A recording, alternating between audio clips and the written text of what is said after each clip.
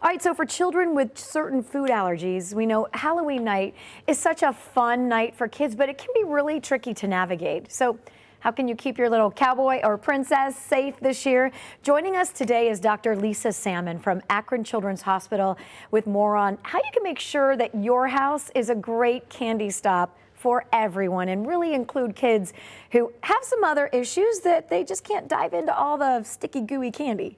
It's great to have you here. Thank Welcome. you. It's great to be here today. I'm really excited to talk about food allergy safety and especially the Teal Pumpkin Project too. Yeah, so this has really gained a lot of steam, a lot of momentum over the last couple of years, Yes.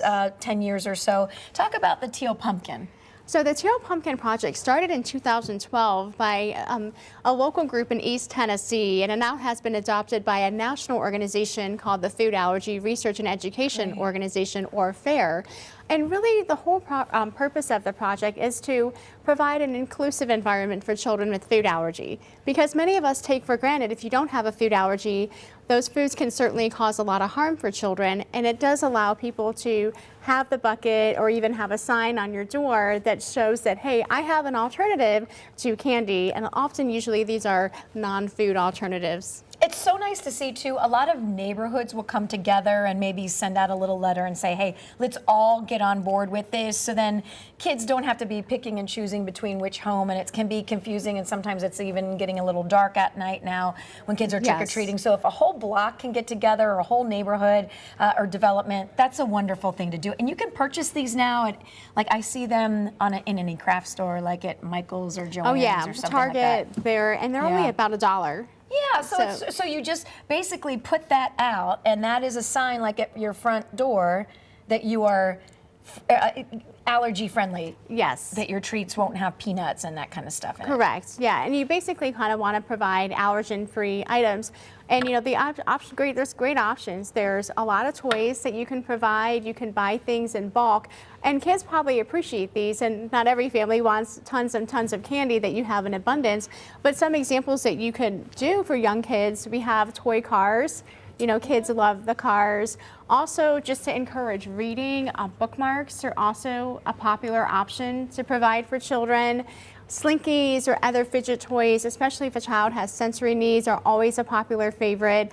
And even little things like notepads, pens, you could even add bracelets in there. Anything you can as creative crafts. People do appreciate creativity, even if you don't have a food allergy. Absolutely, and even if, because the candy goes away, but this stuff can stay, and these kids can really play for it. And for the same amount of money as a candy bar, you can get some of these great things at some of the local stores. All right, we do have some information that we want to put up there real quick, too, on your screen of ways that you can be really prepared and kind of help out with things with allergy and trick-or-treating. We talk about being prepared, but avoid the homemade edible items, and we always say that that's really important. Yeah, it's amazing how many people take for granted how pervasive food allergens can be, even in your kitchen. So if you claim, oh, I don't have any peanut exposure, there could still be isolates that could cross-contaminate for patients. Yeah, I think parents would want to stay away from any of that kind of stuff too, just for all road safety. But bring an EpiPen, and you said flashlight, that's great information. Yes. Talk about the importance of reading labels.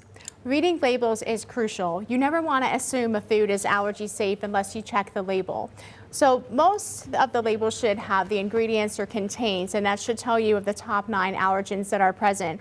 But what many people make the mistake is allergens can be hidden in common candy items. So just for example, in candy corn, what allergen would you think would be in candy corn? I wouldn't think that there would be any. And you know, before I was an allergist, is it a dye or no? I did not know. But this is Brock's. This contains egg whites. Oh, yes. Really? Can you believe that? No. It's part of the preparation process. And this is another brand, Zachary, which contains, believe it or not, sesame oil. Are you serious? Yeah, see, I would have thought that would be a safe option, other than maybe a dye or it's just something like sugar. That. But yeah, no, they do contain hidden allergens, and not many people are aware of those hidden dangers. So the importance of reading labels. We've got some great information for you too. And what did you brought this So on I do have a good point to make. Okay. Sometimes if you have a food allergy, you're probably very used to understanding your safe foods and what foods are not safe.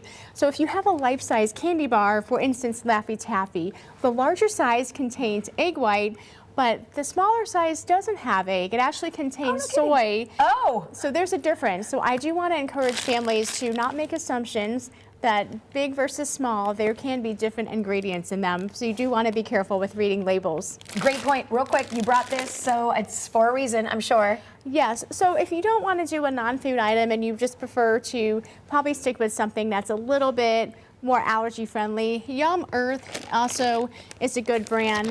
It does contain, good allergy, mostly allergy free. But I will say that there are over 200 foods that could be classified as an allergy.